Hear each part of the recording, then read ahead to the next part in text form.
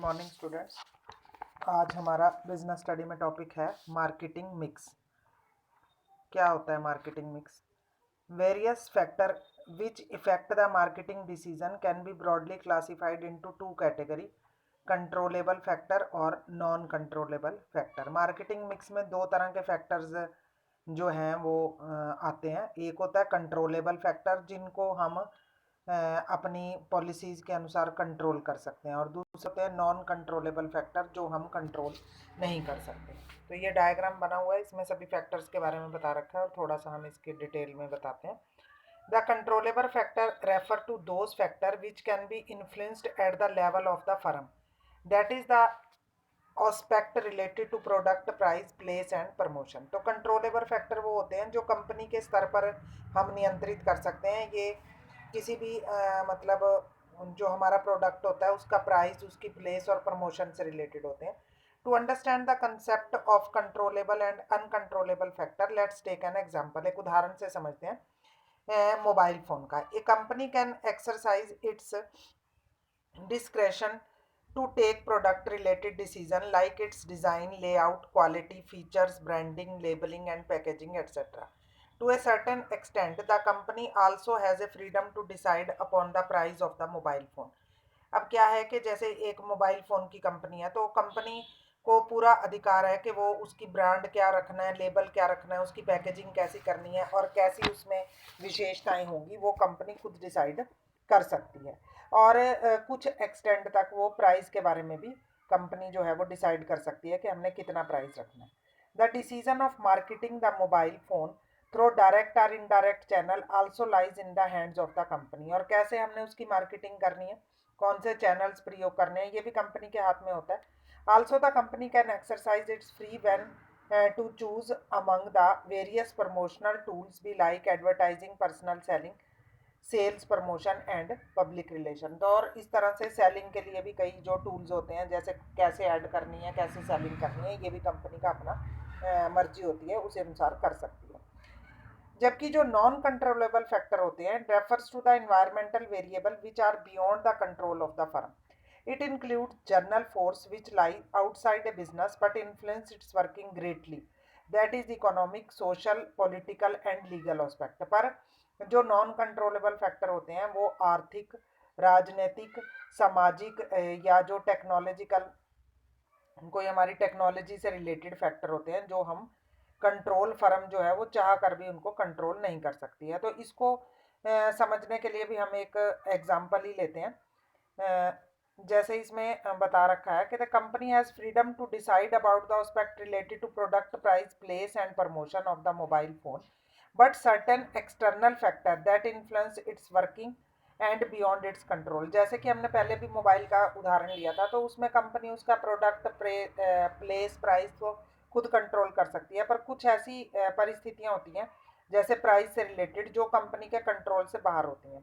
कि अगर गवर्नमेंट जो है वो जीएसटी इंक्रीज कर देती है तो मोबाइल फ़ोन का जो है वो प्राइस बढ़ जाएगा। और if a competitor introduce a better mobile phone at a cheaper price, then also the company will have to reevaluate its product. तो अगर कोई कंपनी जो कंपटीशन में है, कंपनी वो अगर सस्ता मोबाइल लॉन्च कर देती है, तो कंपनी को अपनी प्राइस पॉलिसी में दोबारा से विचार करना पड़ेगा। Furthermore, any change in the taste and preference of the consumer will necessitate that the company incorporate changes in their mobile phone। और इसी तरह से अगर कस्टमर के कोई टेस्ट में चेंजेस आ जाता है तो भी कंपनी को अपने मोबाइल फ़ोन में कुछ ना कुछ परिवर्तन करना पड़ेगा। तो इस प्रकार से मार्केटिंग मिक्स में दो तरह के फैक्टर इफेक्ट करते हैं, एक कंट्रोलेबल और दूसरा अनकंट्रोलेबल। तो अब इसमें एलिमेंट्स जो हैं मार्केटिंग मिक्स के वो चार हैं: प्रोडक्ट, प्राइस, प्लेस और प्रमोशन। 4 P's के नाम से जाने जाते हैं। तो सबसे पहले हम इसमें प्रोडक्ट के बारे में बात करेंगे। A product may be defined as anything that can be offer to a market to satisfy a want or need. Product होता है वस्तु। तो कोई भी कंपनी जो है वो एक ऐसी वस्तु को मार्केट में लेकर आती है जिससे जो कस्टमर हैं या जो उपभोक्ता हैं उनकी आवश्यकताएं पूरी होती हैं। It is offered for attention, acquisition, use or consumption. तो ये जो है प्रयोग करने के लिए वस्तु बाजार में लाई जाती है। तो डेफिनेशन फिलिप कॉटलर के अनुसार इसकी डेफिनेशन दे रखी है। ये फिलिप कॉटलर के अनुसार है। A product is anything that can be offered to a market for attention, acquisition, use और consumption that might satisfy a want or need. It includes physical object, services, person, place, organization and idea. तो कुछ भी हो सकती है, person, place, organization, idea, जिससे जो व्यक्ति है उसकी आवश्यकताओं की संतुष्टि हो सके। As a common practice, the word product is used to refer only to the physical or tangible attribute of a product. For example, Rajesh says that he has bought a mobile phone, but our decision to buy a product is also affected by certain non-tangible attributes and psychological factor, that is brand name, reputation, guarantee, packaging, etc.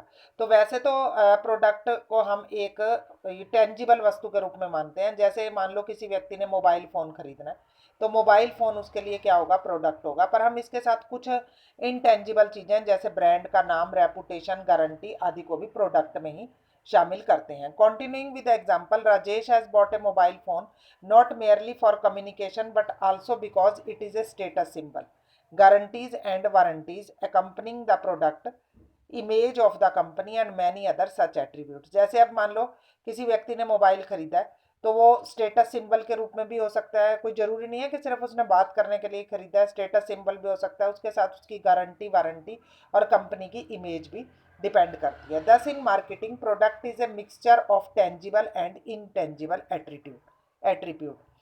तो इस तरह से बाजार में जो product है वो tangible और इनटेंजिबल दोनों एट्रीब्यूट्स लेकर आता है, which are capable of being exchanged for a value with ability to satisfy customer need. Beside physical object, the term product also include service, idea, person and place. तो physical product होने के साथ साथ इसमें सेवा भी आती है, कुछ विचार या प्लेस, स्थान, सब चीज़ें इसमें इंक्लूड की जाती हैं। The three types of utilities that a consumer seeks to satisfy through the purchase of a product are as follows. तो कौन सी तीन यूटिलिटी होती हैं जब कोई व्यक्ति किसी प्रोडक्ट को परचेज करता है? फंक्शनल बेनिफिट, साइकोलॉजिकल बेनिफिट और social benefit. Continuing with the above example, let us assume Rajesh is able to derive all three benefits from the purchase of mobile phone. तो तीन तरह के लाभ होंगे राजेश को मोबाइल फ़ोन लेने में। फंक्शनल बेनिफिट क्या होगा of A mobile phone is that it is a mode of communication, कि वो किसी से भी बात कर सकता है। और सोशल बेनिफिट होगा product that it is a way of seeking approval from A group, means के वो किसी समूह में से एक चीज़ को चुनता है। Psychological benefit is that it helps to satisfy the need of prestige and self esteem of the user. और साइकोलॉजिकल बेनिफिट क्या होगा कि इससे उसकी मतलब जो समाज में उसकी वो है कि स्टेटस सिंबल के रूप में उसने इसको खरीदा है, तो उसकी आत्मसंतुष्टि इससे प्राप्त होगी। नेक्स्ट है इसके अंतर्गत price. Price refer to the value of product in monetary term. Price में आएगा कि वो जो प्रोडक्ट है वो कितने उसकी मॉनेटरी वैल्यू, मौद्रिक मूल्य क्या है। It is crucial decision in marketing of the product and services. Price is considered to be the regulator of demand. There exist an inverse relationship between demand and price of product. Demand और price में विपरीत संबंध होता है। अगर demand ज़्यादा है, अगर प्राइस ज़्यादा है तो डिमांड कम होगी, और अगर प्राइस कम है तो डिमांड ज़्यादा होगी।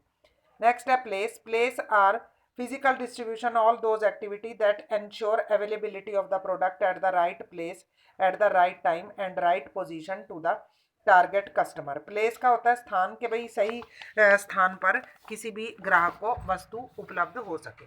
Since the place of production of product may be different from its consumption, the marketers need to involve intermediaries like wholesaler, retailer etcetera.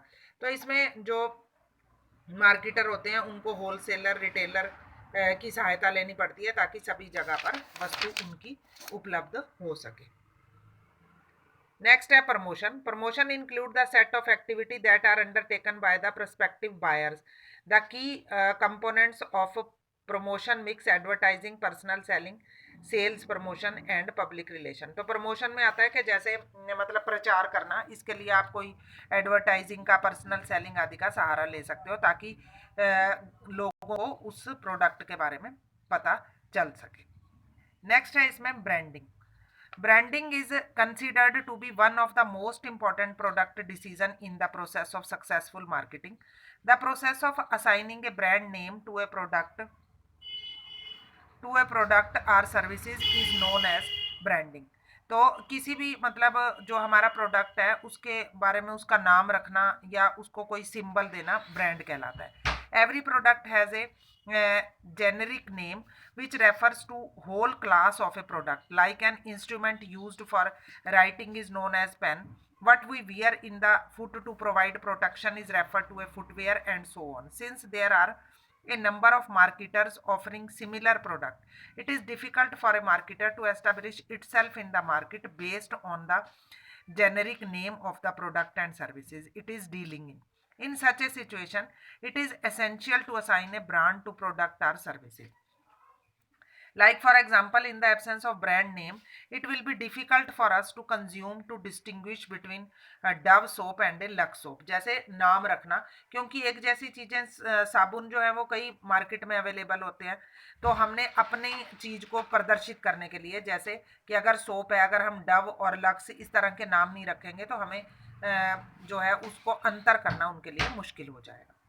तो इस तरह से ब्रांड की डेफिनेशन है, ए brand is a name, term, sign, symbol or design are a combination of them intended to identify the goods and services of one seller or group of seller and the differentiate them from those of the competitor के प्रतियोगिता में अपने product को दूसरे से better दिखाने के लिए या पहचान करने के लिए जिस शब्द का प्रयोग किया जाता है उसे ब्रांड कहा जाता है। In order to understand the concept of branding is important for us to appreciate the meaning of different association term as described below. तो अलग अलग चीज़ों के बारे में हम जानेंगे तभी हमें पता चलेगा कि क्या होता है ये ब्रांड। सबसे पहला है brand. A brand is a name, term, design, symbol और other feature that differentiate an organization और प्रोडक्ट फ्रॉम इट्स कंपिटिटर। तो अपने प्रतियोगियों से अपनी चीज़ को अलग करने के लिए कोई सिंबल तैयार करना, कोई नाम रखना ब्रांड कहलाता है। जैसे ये ऑडी का निशान होता है, ये जो 4 गोले से बने हुए। इसी तरह से और भी आपने देखा होगा, डोमिनोज है, कोक, मदर डेयरी, ये नाम रखने ताकि हम अपने प्रोडक्ट को दूसरों से डिफरेंशिएट कर सकें। नेक्स्ट है brand name. Brand name refer to that part of a brand which can be uttered or spoken like while referring to a brand. कोई नाम जो बोलकर हम बता सकें, जैसे सैमसंग हो गया, गोदरेज हो गया। Brand mark. ब्रांड मार्क होता है जो कोई पर्टिकुलर सिंबल, जैसे ये दे रखे हैं, ब्रांड मार्क हो गया, एडिडास का ब्रांड मार्क हो गया, या ये इसकी नेस्ले का हो गया, इस तरह से ब्रांड मार्क हो गया। आगे हो गया trade mark. When a brand or a part of a brand is given legal protection, it is referred to as trademark. A business enterprise may decide to get its brand name registered so as to safeguard against its being used by its competitor. तो trademark होता है जब हम brand को register करवा लेते हैं ताकि कोई और व्यक्ति इसका प्रयोग ना कर सके। नेक्स्ट है एडवांटेजेस। क्या है इसके ब्रांडिंग के advantages? Enable marketing product differentiate. तो सबसे पहला तो ये है कि मार्केट में जब एक जैसे कितने प्रोडक्ट होते हैं तो हम उसमें अपने प्रोडक्ट में अंतर पता लगा सकते हैं नाम रखकर। Help in advertising and display program. किसी तरह का हमने कोई प्रोग्राम करना है, कोई ऐड करनी है, तो हम अपने नाम से वो ऐड कर सकते हैं। Differentiate pricing. ब्रांडिंग जो है वो प्राइस को डिफरेंशिएट करने में भी हमारी सहायता करता है। जैसे कोई कंपटीशन में हमारे कोई और प्रोडक्ट है, उसी के अनुसार हम अपने प्राइस को कम या ज़्यादा कर सकते हैं। Easy in introduction of new product. और अगर हमने कोई नाम रखा हुआ है तो हम कोई नया प्रोडक्ट जो है वो लॉन्च कर रहे हैं तो वो उसे आसानी से जनता को बताने में हमें सहायता मिलती है। इसके आगे कई लाभ होते हैं, जैसे कस्टमर को भी लाभ हो जाते हैं ब्रांडिंग के। पहला, हेल्प इन प्रोडक्ट आइडेंटिफिकेशन। जैसे आप मार्केट में जाते हो, अगर आपने एडिडास के शूज़ लेने हैं, रीबॉक के लेने हैं, तो आप नाम बोलोगे तो कस्टमर समझ जाता है कि ये प्रोडक्ट इस ग्राहक को चाहिए। Ensure quality. और अगर आप किसी पर्टिकुलर सिंबल या पर्टिकुलर ब्रांड की चीज़ लेते हो तो आपके मन में भी ये विश्वास रहता है कि ये क्वालिटी अच्छी है और हमने अच्छी चीज़ परचेज़ की है। Status symbol. और जैसे ब्रांडेड शूज़ वगैरह लेते हैं, ब्रांडेड कपड़े लेते हैं, तो ये स्टेटस सिंबल का भी काम करते हैं। और मतलब अच्छे ब्रांड की चीज़ें पहनने से स्टेटस सिंबल भी शो होता है। करेक्टरिस्टिक्स ऑफ गुड ब्रांड की क्या क्या विशेषताएं हो सकती हैं? सबसे पहला short and simple, the brand name should be short to pronounce, spell, recognise and remember. तो जो ब्रांड का नेम है वो छोटा होना चाहिए ताकि आसानी से समझ आ सके। नेक्स्ट है suggestive, A brand should suggest the benefit and quality of the product and it should appropriate in accordance to the product function, like Goggle is a proper brand because it's distinct and fun to say। तो suggestive में क्या आएगा कि जो brand है वो अपनी benefits और अपनी क्वालिटीज को सजेस्ट करे, ऐसा नाम होना चाहिए। Distinctive, a brand name should be distinctive, that is Nestle, Tanishq, Fastrack etcetera. मतलब अलग सा, यूनिक सा होना चाहिए जो पहले किसी और का ना हो। Adaptable, the brand name should be adaptable to packing or labelling requirement, to different advertising media and to different language. और जो ब्रांड का नेम है वो ऐसा होना चाहिए कि पैकेजिंग, लेबलिंग में वो आसानी से लिखा जा सके। Versatile, the brand name should be sufficiently versatile to accommodate new product which are added to the product line, that is Philips, Britannia etc। तो वर्सेटाइल होना चाहिए नाम ताकि वो अपने और प्रोडक्ट में उनका प्रयोग किया जा सके। Staying power, the selected name should have staying power, that is it should not get out of date. मतलब आउटडेटेड नहीं होना चाहिए कि थोड़े थोड़े समय के बाद बदलना पड़े, ज़्यादा लंबे समय तक चलने वाला होना चाहिए। रजिस्ट्रेशन, और it should be capable of being registered. तो रजिस्टर्ड करने योग्य होना चाहिए, ऐसा ना हो कि वो रजिस्टर्ड ही ना हो सके। तो आज हम इतना ही कराएंगे, इसी को ही आप रिवाइज करेंगे और नोट्स बनाएंगे। Thank you.